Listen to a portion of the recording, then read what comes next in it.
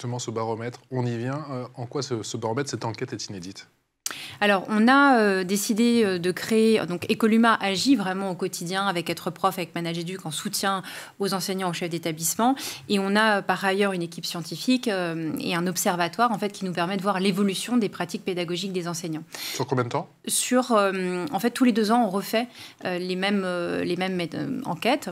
Et donc là, on a une vision comparée par rapport à 2022, puisqu'on avait déjà mené ce baromètre en 2022, ce qui nous permet de voir un petit peu l'évolution des perceptions et des pratiques et des besoins aussi des enseignants pour le développement des compétences psychosociales.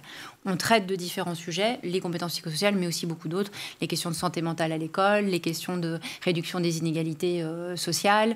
Donc voilà, on va traiter un certain nombre de sujets, dont les CPS. Alix. Et justement, il y a un nouveau sujet qui a émergé en 2 ans.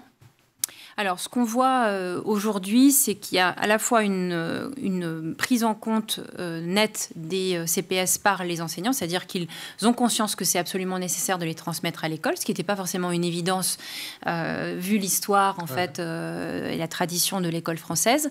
Donc, ils ont conscience qu'ils ont ces besoins de développer ça.